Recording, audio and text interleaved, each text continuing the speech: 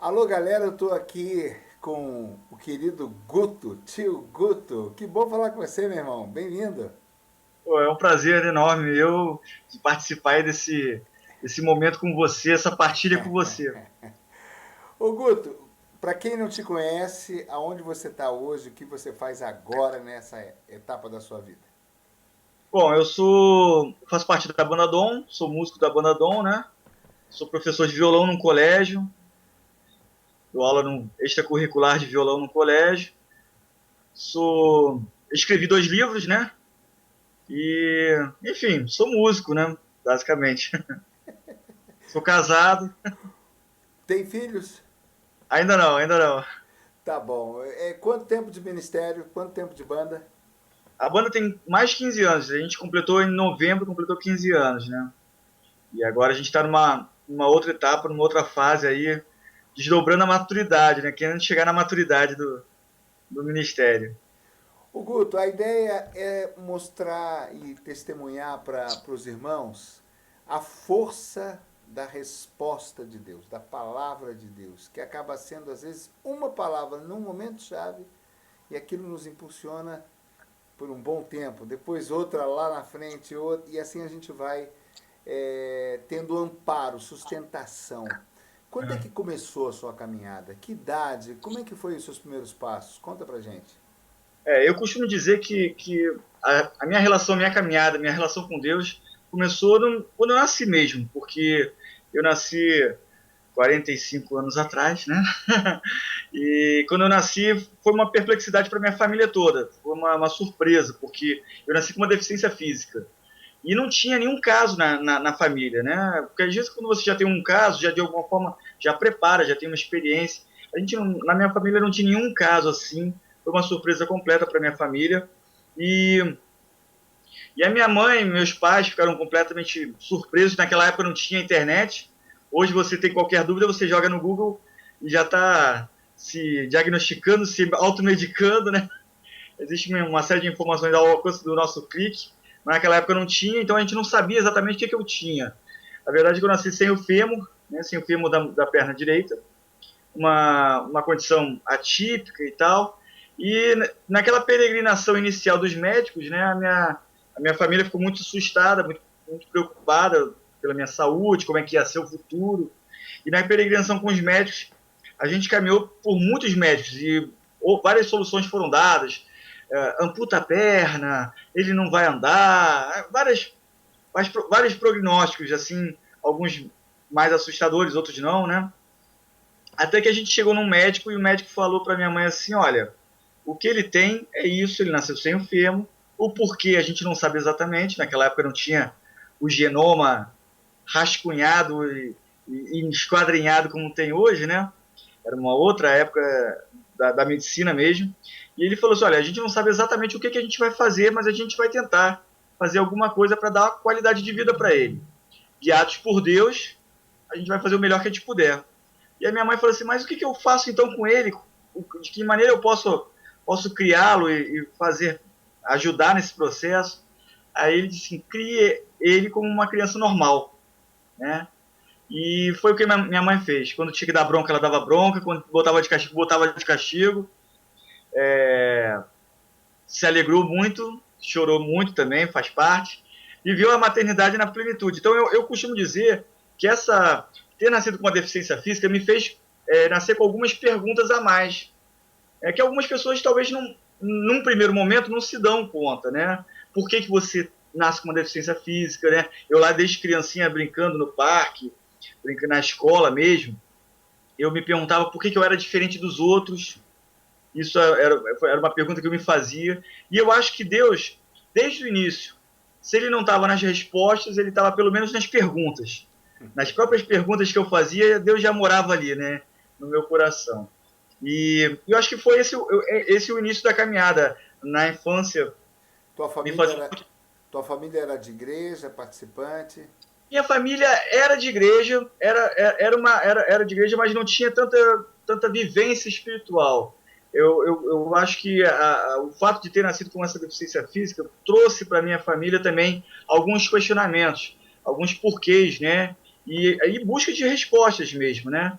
Eu me lembro de criança, todo domingo, né, minha mãe pegava a bicicleta e ia para a missa. A gente morava numa casa lá no Rio Grande do Sul, um estado um pouco mais, uma parte mais afastada da cidade, e ela pegava a bicicleta todo domingo e ia para a missa. Às vezes a gente acompanhava ela, às vezes não, às vezes meu pai acompanhava, às vezes não, mas ela era perseverante nisso. Minha mãe sempre falava, citava vários momentos da Bíblia e tal, vários trechos do Evangelho. Ela sempre dizia: Deus faz bem todas as coisas. Até hoje ela fala muito isso. Augusto, Deus faz bem todas as coisas. Não sei. E aí eu acho que essa caminhada, de alguma maneira, na adolescência, quando eu fiz o curso de Crisma, aflorou mais forte, né? Você viveu a sua história na infância, na juventude, numa, numa insatisfação no sentido de buscar sempre, de querer sempre uma resposta, de nunca ter tido a resposta que plenamente resolvia tudo e por isso continuava? Eu sempre digo isso para os meus alunos. Meus alunos às vezes têm as suas perguntas, né, as suas interrogações, e eles querem as respostas, né? Outro dia eu estava dando aula numa sala, aí entraram duas alunas minhas, né, tão adolescentes, e falaram assim: professor, por que eu não tenho namorado, professor? Elas queriam arrumar um namorado desesperadamente. E eu falei para elas que é ótimo, que bom que elas estão sentindo essa vocação para o amor. O amor é uma vocação do ser humano, é uma pulsão do ser humano amar, né, e tal. É preciso que a gente descubra o que é o amor verdadeiramente, né? E eu acho que na minha infância e na minha adolescência, as perguntas, mais do que as respostas, elas me moveram durante um bom período do tempo. Assim. Acho que as perguntas nos movem, nos faz com que a gente saia do nosso lugar, da nossa zona de conforto, do nosso alojamento, e faça com que a gente queira algo mais para a nossa vida. Foi o que aconteceu na minha adolescência, especialmente na adolescência. Porque na infância, boa parte da minha infância foi encontrar desafios e superar. Né? Então, andar de patins era um desafio. A turma do bairro andava de patins, aí eu tenho que andar de patins. Aí eu tentei lá, levei uns tombos, andei de patins.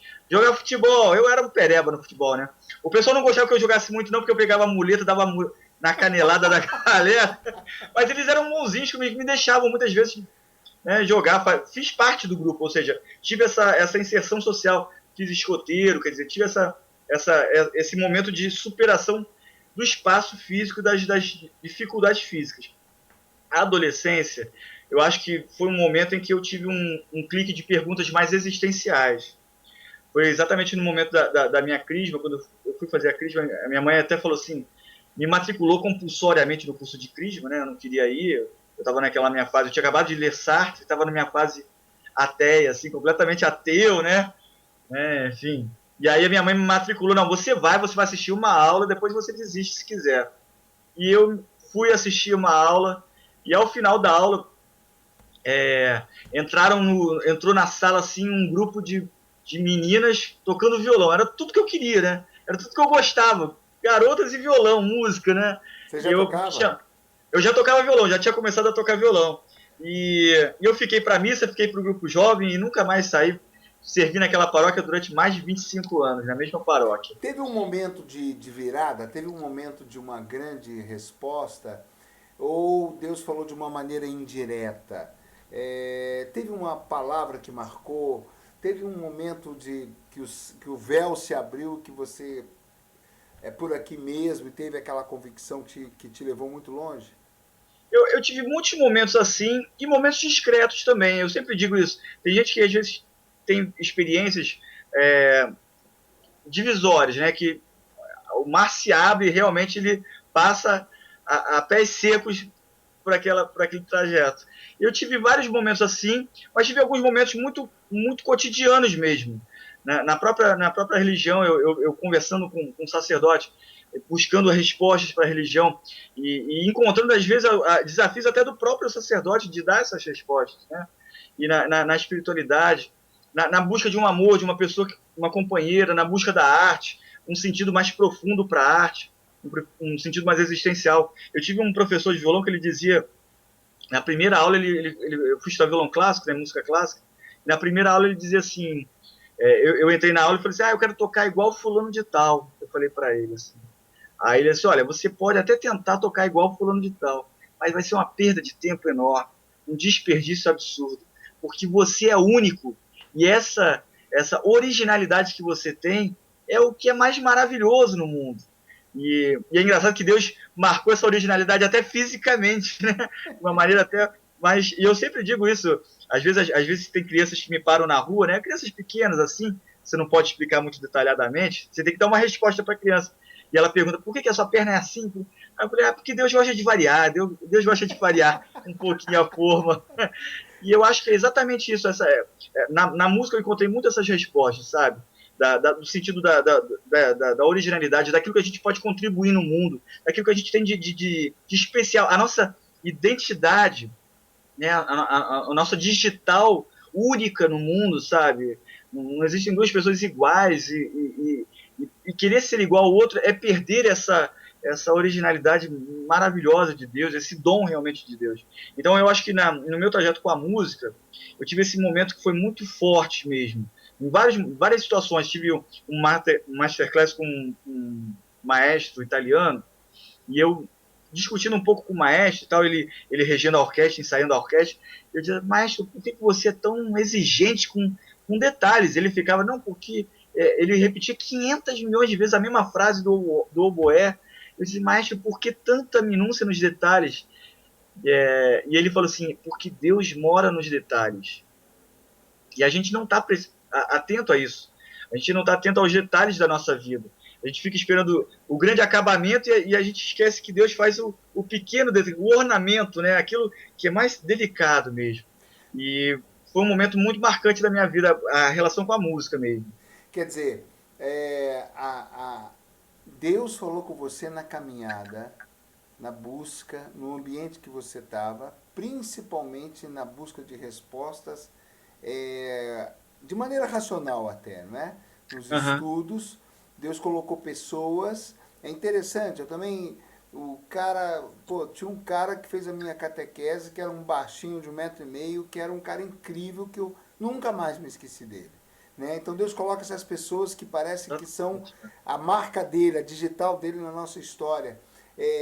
Então, na arte, você deve ter tido, então, nesse sentido, o apoio da família, o encaminhamento da família, te apoiando na sua busca, respondendo no sentido de te ajudar a ir mais longe naquilo que você precisava. Foi a maneira que Deus foi falando contigo.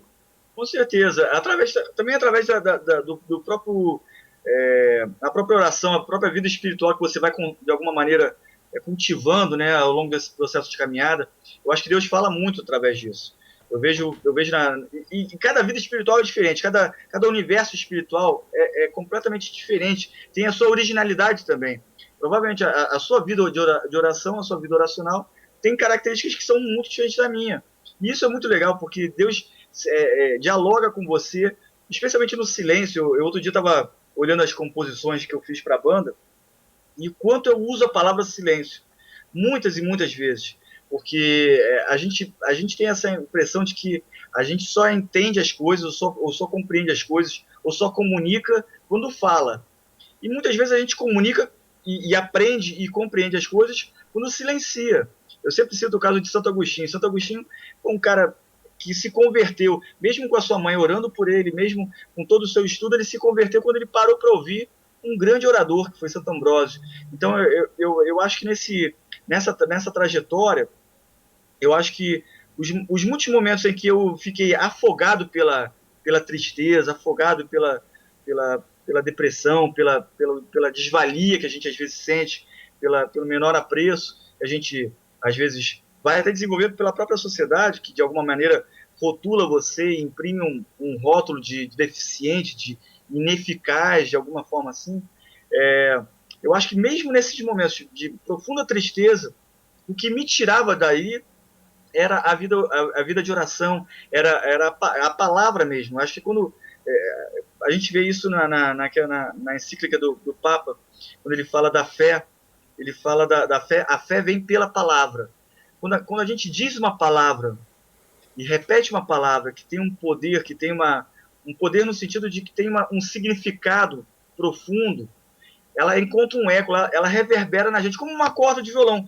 Você às vezes toca, se você tocar a sexta corda do violão, tem cordas que vão vibrar por simpatia, porque tem a mesma frequência, porque tem frequências similares, parecidas, né? Então a mesma coisa acontece na palavra. Eu tive muitas leituras, experiências lendo a vida de santos e a espiritualidade de alguns santos, fazendo eco na minha vida espiritual também. Tive muitas vezes isso, aconteceu boa parte das vezes. Guto, então já vou roubar uma dica. Se a gente fosse dar uma dica para aqueles que desistem tão fácil, ou que se abatem tão fácil, que logo um problema, uma dificuldade já vai ficando por ali, já começa, né, a não ir em frente, a procrastinar, já não decide reagir. O que é que não te parou? Qual é a grande dica que você daria, assim, uma coisa que para você sempre foi uma sacada para continuar em frente, mesmo quando você não era aceito ou era rotulado? Eu acho que a gente cria determinados lemas, né, na nossa história. Eu tive muitos lemas, assim, lemas que às vezes vêm da nossa educação, às vezes vêm da nossa sociedade, às vezes vêm de alguma percepção que a gente tem da nossa história, daquilo que a gente viveu. E a gente vive muito, muito preso ao passado. Eu acho que isso aí é uma coisa que a gente não se dá conta disso. As civilizações andinas, elas têm uma visão diferente da nossa. A gente sempre fala assim, o futuro está por vir, o futuro está pela frente. E os andinos dizem o contrário. O futuro está nas nossas costas. O passado é o que eu olho o tempo todo. Então a gente às vezes fica olhando para o passado e fica, puxa, mas eu quando tinha 5 anos de idade fiz 7 cirurgias, fiquei 6 meses engessado, não podia levantar da cama. Foram experiências que eu vivia. Mas essas experiências passaram. Eu estou em outro momento da minha vida. E a cada dia, a gente só tem hoje. Né? Só existe o dia de hoje para você viver.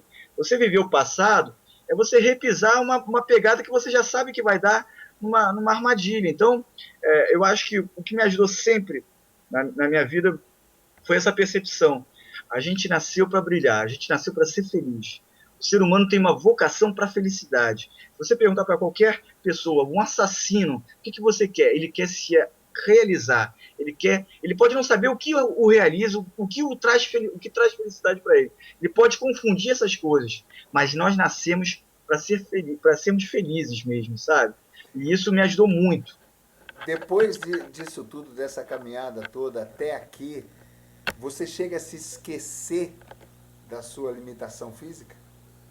Isso é um negócio engraçadíssimo, porque primeiro que as pessoas esquecem. Eu me lembro que quando eu tinha 15 anos, um amigo meu comprou uma motocicleta, né? E ele entrou lá no bairro, os garotos todos ficaram, o pessoal da rua ficou todo, né, foi todo mundo ver a motocicleta e tal. Aí ele pegou e fez um discurso da motocicleta, porque comprou a motocicleta. E ele falou assim, o único que vai andar na minha motocicleta vai ser o Guto. Aí eu olhei pra ele e falei assim, mas bicho, eu não consigo andar nem de bicicleta.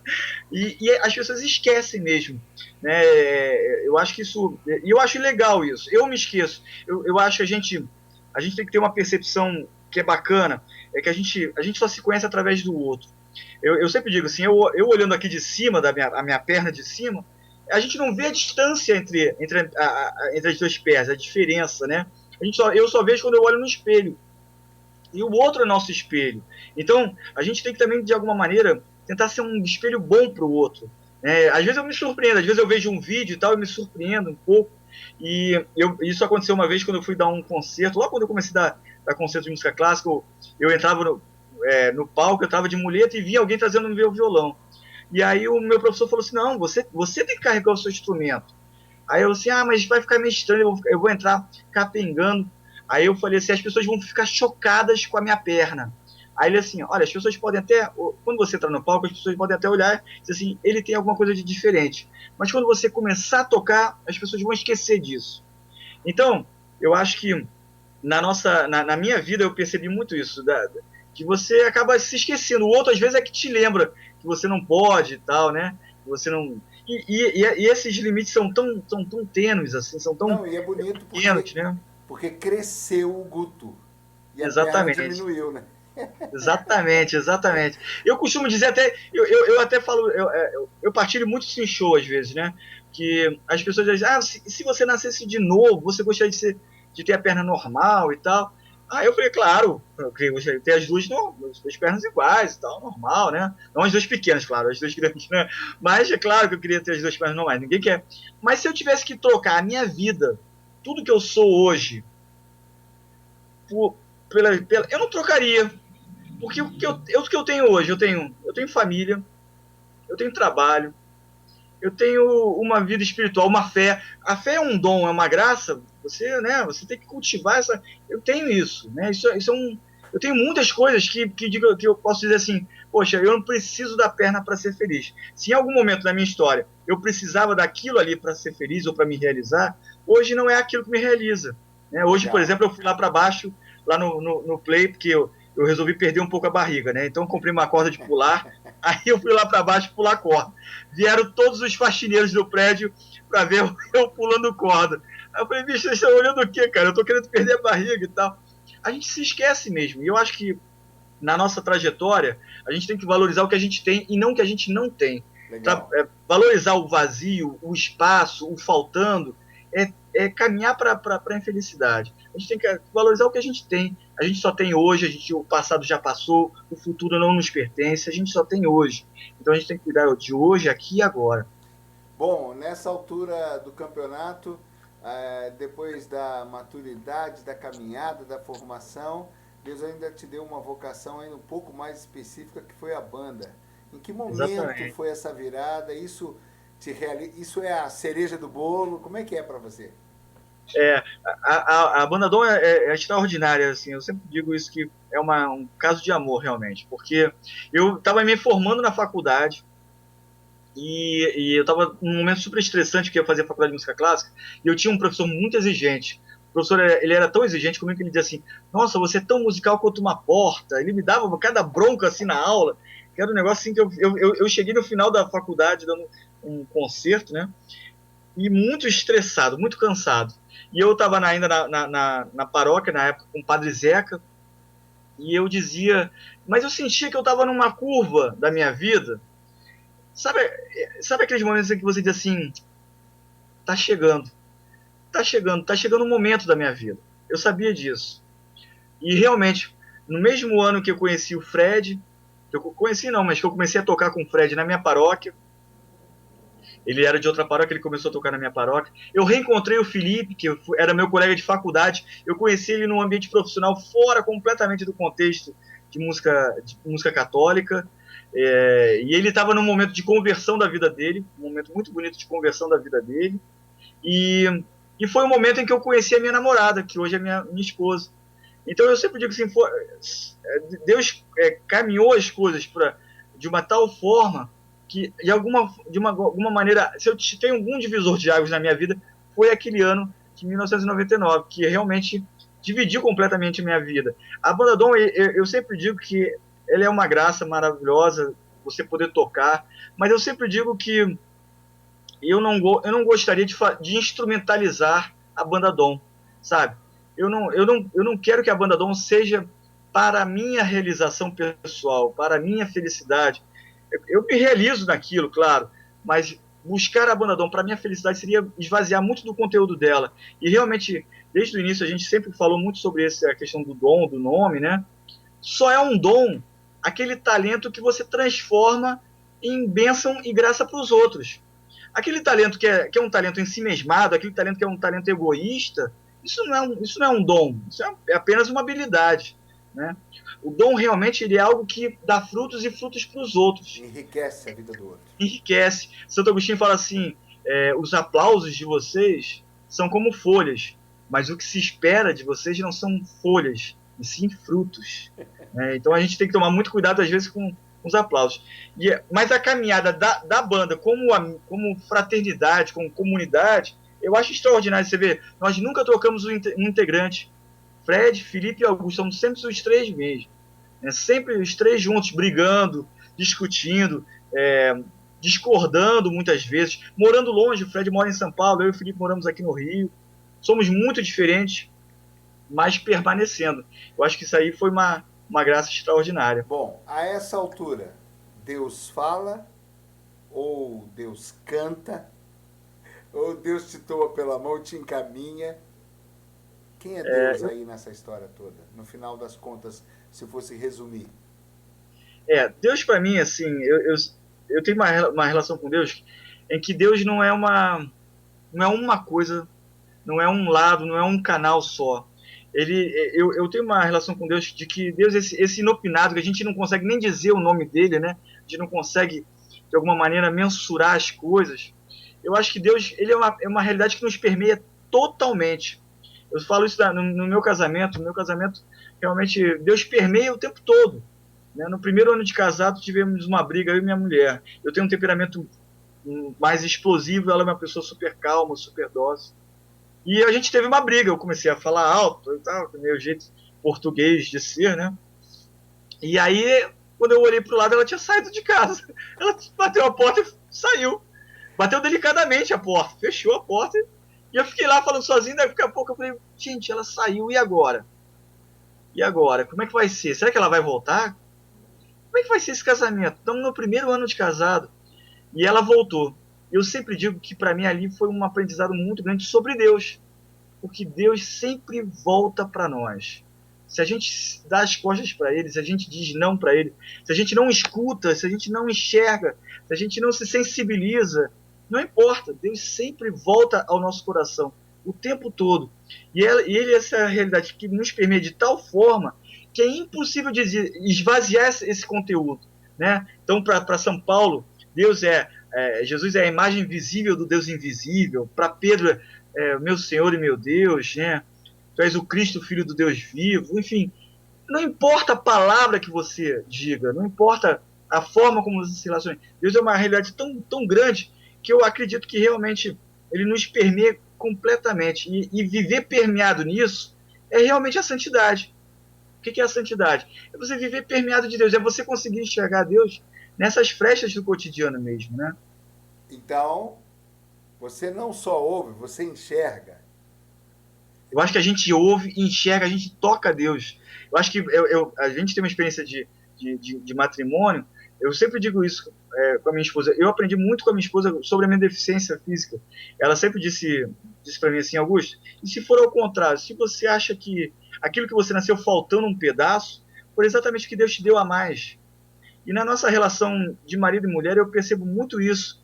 Quer dizer, cada vez que você torna o nosso amor algo tátil, algo que pode ser tocado, você está tocando de alguma maneira Deus. São João fala isso, aquilo que vimos e ouvimos, aquilo que tocamos, a verdade que tocamos. Cristo ressuscitou, nós tocamos esse ressuscitado.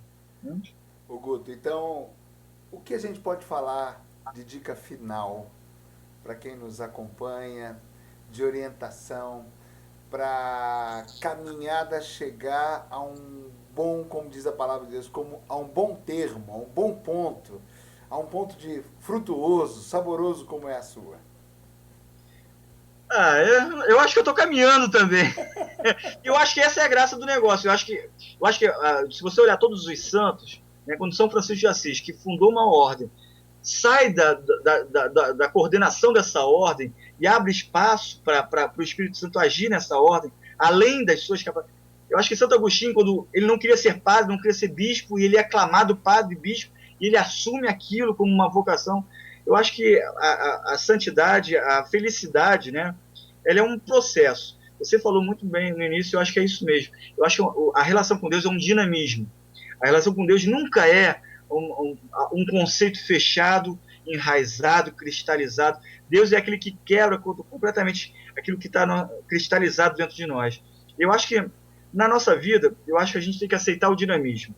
Aceitar o dinamismo de que você não é perfeito, mas você nasceu para uma vocação de perfeição.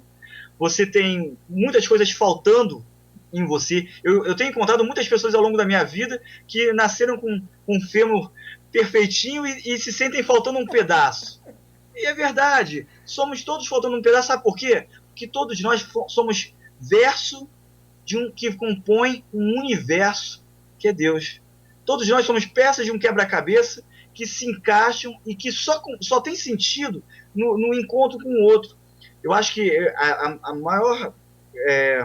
Se eu fosse definir a minha vida de um modo geral, eu acho que ela é uma busca de encontrar no outro aquilo que eu preciso em mim. Aquilo que me falta, eu encontro no outro. O Felipe e o Fred, eles são as minhas pernas. A minha esposa é a minha perna, é o meu coração, é a minha alma, é o meu, né, são meus braços. O Felipe, a gente vai para show, por exemplo, é o Felipe que carrega o meu violão.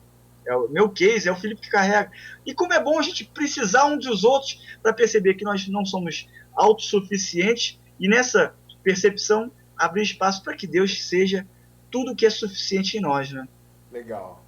Olha, Deus abençoe. Você já está numa fase que você está irradiando, né? Você está iluminando, cara. Muito bom, muito bom. Se o pessoal quiser conhecer, se alguém não conhece um pouco do trabalho da Banda Dom, um pouco do trabalho do Guto, você quer indicar algum site, alguma coisa pro pessoal? Ó, tem o site da banda, bandadom.com.br. Eu tenho 2 livros, eu escrevi um livro que é uma biografia, que é Dentro de Mim Mora uma Canção, e escrevi um livro para músicos católicos, baseado em Santo Agostinho, quem canta reza 2 vezes. Ali pode conhecer alguma coisa. Mas digitando Banda Dom no Google vai achar alguma coisa aí, pode ter certeza. Tá bom, valeu demais. Eu que Brigadão, viu, meu agradeço, irmão? Laércio. Obrigado pelo carinho. Sou teu fã, cara. Pô, a gente lá atrás, bicho. Eu me lembro direitinho. Eu indo da Canção Nova te conhecer, cara.